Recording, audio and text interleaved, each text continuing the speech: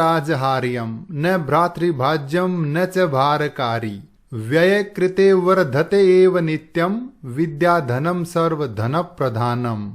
इसका अन्वय है विद्याधनम न चौरहार्यम न च राजहार्यम न भ्रातृभाज्यम न च भारकारी अस्ति एतद्धनम व्यय कृते नित्यम एव वर्धते विद्याधनम सर्वधन प्रधानम अस्ति। विद्याधनम अर्थात विद्यारूपी धन न चोरहार्यम, चोरहार्यम चोरों द्वारा चुराने योग्य न नहीं है, न च और न ही राजहार्यम राजा द्वारा छीनने योग्य है, यानी न इसे चोर चुरा सकते हैं न राजा इसे छीन सकता है। न भ्रातृभाज्यम न भाई के द्वारा बांटा जा सकता है। न च भारकारी भार यानी वजन, ये भार बढ़ाने वाला भी धन नहीं है। एतद् धनम यह धन अर्थात विद्यारूपी धन व्यय कृते खर्च करने पर नित्यम एव हमेशा ही वर्धते बढ़ता है। ये ऐसा धन है जो खर्च करने पर घटता नहीं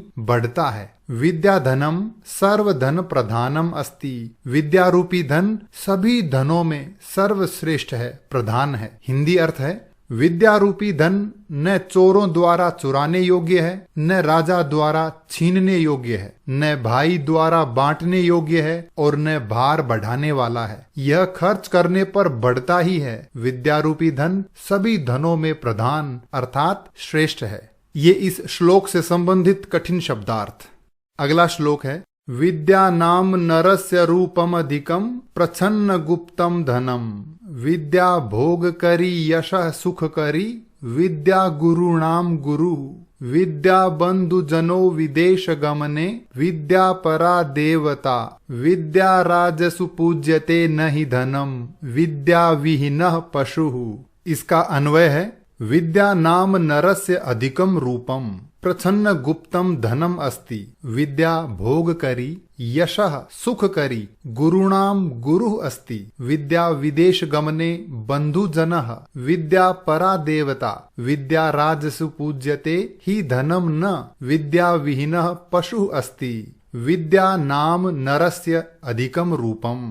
विद्या नरस्य यानी मनुष्य का अधिकम रूपम अर्थात वास्तविक रूप है, वास्तविक सौंदर्य है, यानी विद्या मनुष्य का सौंदर्य बढ़ाती है। प्रछन्न गुप्तम यानी अत्यधिक छुपा हुआ, धनम यानी धन अस्ति है, यह गुप्त धन है। विद्या भोग करी, विद्या भोग यानी सुख साधन उपलब्ध करवाने वाली है। यशः यानी प्रसिद्धि, सुख यानी सुख करी करने वाली है, प्रसिद्धि बढ़ाने वाली और सुखदायक है। गुरुणाम गुरु अस्ति। गुरुणाम गुरुओं की, गुरु यानी गुरु है। विद्या गुरुओं की भी गुरु है। विद्या विदेश गमने बंधु जनः। विदेश गमने विदेश जाने पर। विद्या बंधु जनः यानी साथी है, मित्र है। विद्या परा देवता। परा अर्थात सबसे परे, सबसे अलग यानी सर्वश्रेष्ठ देवता है। विद्या राजसु पूज्यते।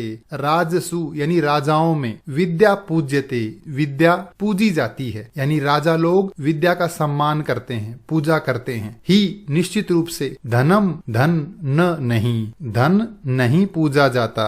विद्या विहीनः विद्या से रहित व्यक्ति। पशु पशु के समान अस्ति है। हिंदी अर्थ है विद्या ही मनुष्य का वास्तविक रूप अर्थात सौंदर्य है। यह गुप्त धन है। विद्या भोग उपलब्ध करवाने वाली है, यानी सुख साधन उपलब्ध करवाने वाली है तथा प्रसिद्धि और सुख प्रदान करने वाली है। विद्या विदेश गमन के समय मित्र है। विद्या सबसे श्रेष्ठ देवता है। राजाओं में विद्या पूजी जाती है, धन नहीं। विद्या विहीन व्यक्ति पशु के समान है। ये इस श्लोक से संबंधित कठिन शब्दार्थ।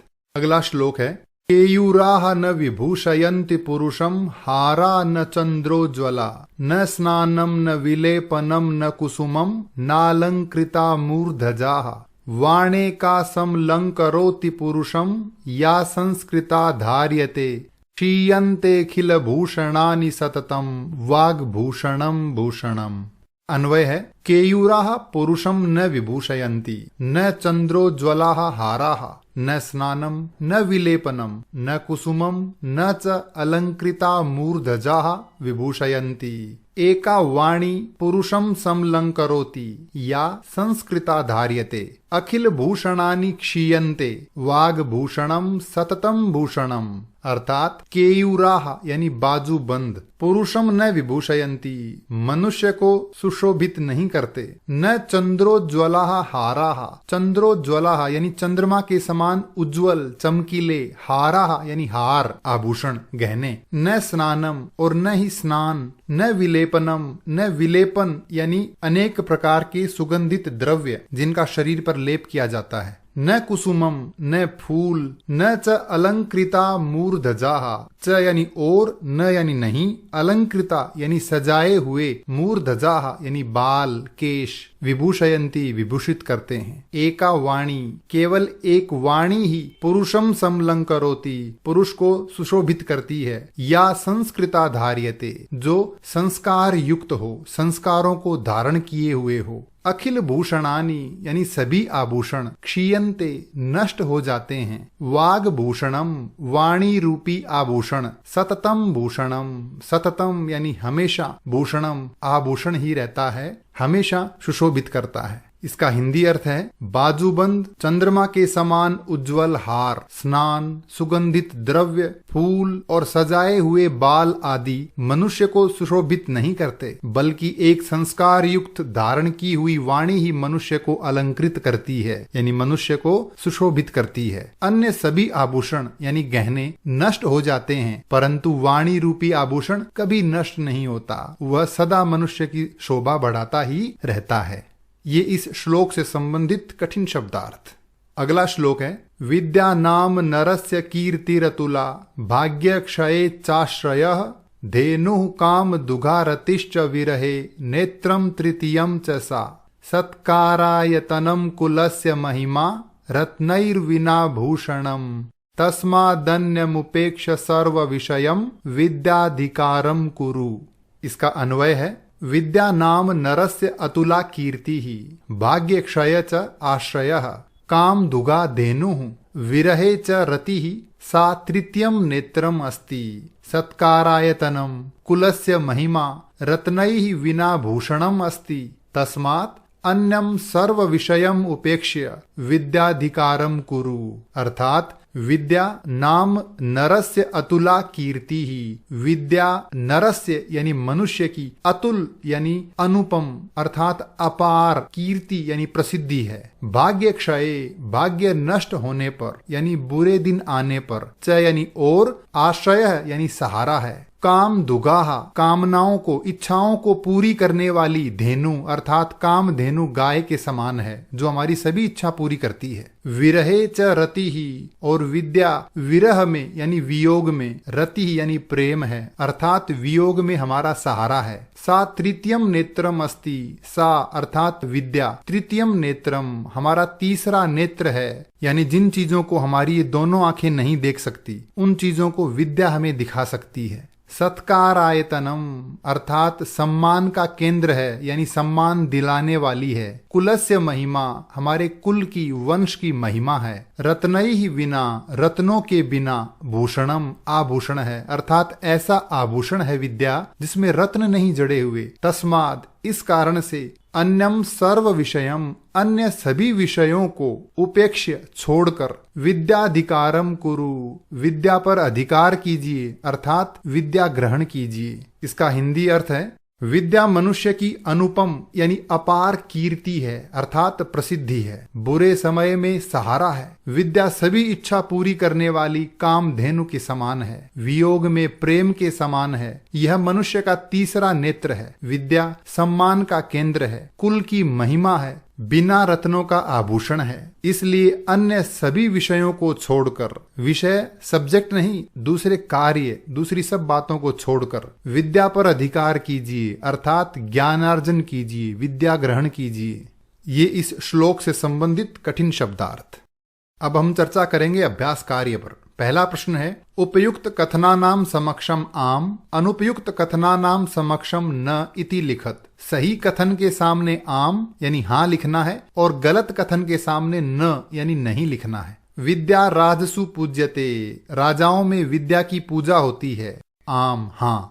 वाग भूषणम भूषणम न, वाणी रूपी आभूषण आभूषण नहीं है, न नहीं, ये कथन गलत है। विद्याधनम सर्व धनेषु प्रधानम, विद्याधन सभी धनों में प्रधान है, आम, हाँ। विदेश गमने विद्या बंधु जनः न भवति, विदेश गमन के समय विद्या हमारा मित्र नहीं है, न, क्योंकि ये कथन गलत है। सर्वम विहाय विद्याधिकारम कुरु, सब कुछ छोड़कर विद्या पर अधिकार कीजिए, आम, हाँ। दूसरा प्रश्न है, अधोलिखितानाम पदानाम लिंगम विभक्तिम वचनम च लिखत, नीचे लिखे गए इन शब्दों के लिंग, विभक्ति और वचन लिखिए। नरस्य पुल्लिंग षष्ठी विभक्ति एक वचन, गुरुणाम पुल्लिंग षष्ठी विभक्ति बहुवचन, केयूराह पुल्लिंग प्रथमा बहुवचन, कीर्तिम स्त्रीलिंग द्वितीया एक वचन, भूषणानि नपुंसकलिंग प्रथमा बहुवचनम।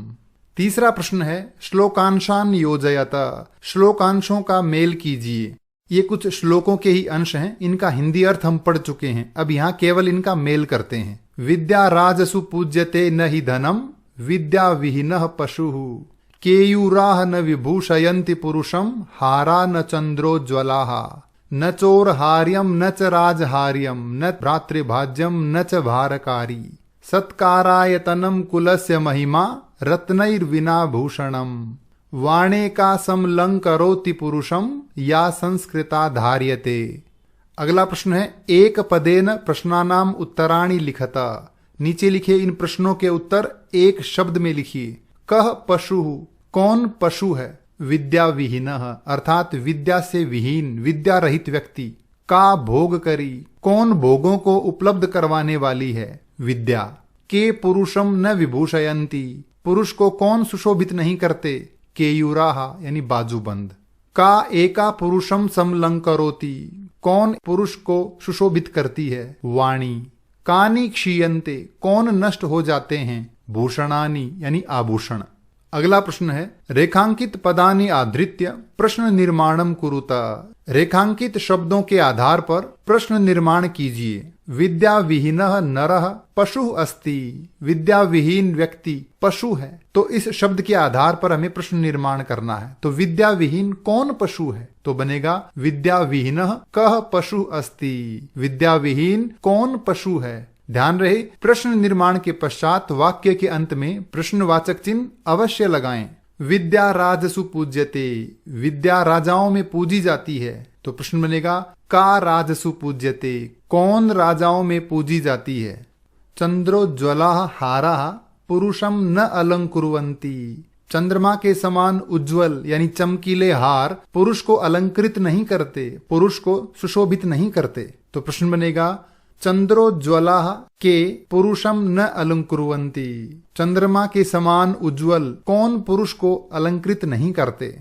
पिता हिते नियुंक्ते, पिता हित के कार्यों में नियुक्त करता है, यानी हमें हितकारी कार्यों में लगाता है। तो प्रश्न बनेगा कौन? कह हिते नियुंक्ते। विद्याधनम सर्व प्रधानम धनम अस्ति, विद्या रूपी धन सभी धनों में प्रधान है। विद्याधनम कीदृशम धनम अस्ति, विद्या रूपी धन कैसा धन है। विद्या दिक्षु कीर्तिम तनोति, विद्या सभी दिशाओं में हमारी कीर्ति यानी प्रसिद्धि को फैलाती है। प्रश्न बनेगा विद्या कुत्र कीर्तिम तनोति, विद्या हमारी प्रसिद्धि को कहाँ फैलाती है। अगला प्रश्न है, पूर्ण वाक्येन प्रश्नानाम उत्तराणि लिखत, पूर्ण वाक्यों में प्रश्नों के उत्तर लिखिए। गुरुणाम गुरुः का अस्ति, गुरुओं की गुरु कौन है? गुरुणाम गुरुः विद्या अस्ति, गुरुओं की भी गुरु विद्या है।